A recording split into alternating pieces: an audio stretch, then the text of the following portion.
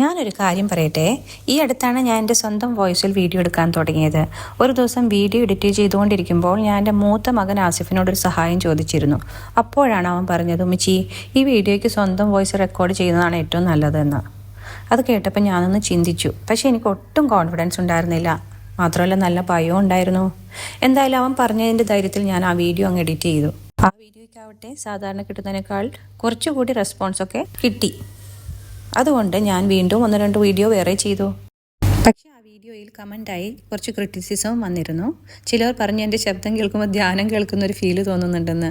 വേറൊരാൾ പറഞ്ഞു വാർത്ത വായിക്കുന്നത് പോലെയാണെന്ന്.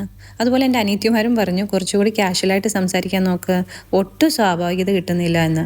സത്യത്തിൽ ഈ അഭിപ്രായങ്ങളൊക്കെ എനിക്ക് നല്ല ഇഷ്ടമായി. കാരണം പോസിറ്റീവ് ക്രിറ്റിസിസം നമ്മളെ മെച്ചപ്പെടുത്താനാണ് സഹായിക്കുന്നത്. ഞാൻ സംസാരിക്കാൻ തുടങ്ങുമ്പോൾ അറിയാതെ ആ രീതിയിലേക്ക് മാറിപ്പോകുന്നതാകാം. എന്തായാലും പതിയെ ശരിയാവുമെന്നാണ് ഞാൻ പ്രതീക്ഷിക്കുന്നത്. അപ്പോൾ ഇന്ന് രാവിലെ ഒരു വാർത്ത കേട്ടിരുന്നു. UAE-യിൽ ജൂലൈ 3-ാം തീയതി മുതൽ അടുത്ത ദിവസങ്ങളിൽ കടുത്ത ചൂട് വരുമെന്നാണ് കാലാവസ്ഥാ നിരീക്ഷകർ പറയുന്നത്. ഈ ചൂട് ഓഗസ്റ്റ് ആദ്യവാരം വരെ ഉണ്ടാകുമെന്നും പറയുന്നു. അതുകൊണ്ട് ചെറിയൊരു ഓർമ്മപ്പെടുത്തൽ കൂടിയാണ് ഈ വീഡിയോ. പ്രത്യേകിച്ച് ഔട്ട്ഡോർ ജോലി ചെയ്യുന്നവർക്ക്, construction, road work, building work, ഈ ജോലി ചെയ്യുന്ന എല്ലാവരും സ്വന്തം ആരോഗ്യം നന്നായി ശ്രദ്ധിക്കുക, വെള്ളം ധാരാളം കുടിക്കുക. അതുകൊണ്ട് ഒരു ചെറിയ ഓർമ്മപ്പെടുത്തൽ കൂടിയാണ് ഈ വീഡിയോ. പ്രത്യേകിച്ച് ഔട്ട്ഡോർ ജോലി ചെയ്യുന്നവരോട്, construction work, road work, building work ചെയ്യുന്ന എല്ലാവരും അവനവൻ്റെ ആരോഗ്യം നോക്കുക, ധാരാളം വെള്ളം കുടിക്കുക. പക്ഷെ വെള്ളം മാത്രം കുടിച്ചാൽ മതിയാവില്ല. വിയർപ്പിലൂടെ ശരീരത്തിൽ നിന്ന് ഒരുപാട് ഇലക്ട്രോലൈറ്റുകൾ നഷ്ടപ്പെടുന്നുണ്ട്. അതുകൊണ്ട് ഇടയ്ക്കിടയ്ക്ക് നാരങ്ങ നീരിൽ അല്പം ഉപ്പോ അല്ലെങ്കിൽ മറ്റെന്തെങ്കിലും ഇലക്ട്രോലൈറ്റ് ഡ്രിങ്ക്സോ കുടിക്കാൻ ശ്രദ്ധിക്കണം. അമിതമായ ക്ഷീണം, തലകറക്കം, ശരീരവേദന, പേശിവലിവ്, അതുപോലെ അമിത ദാഹം എന്നിവ തോന്നിയാൽ അവഗണിക്കരുത്. അത് ചിലപ്പോൾ ഹീറ്റ് എക്സോഷൻ്റെ സിംറ്റംസ് ആകാം.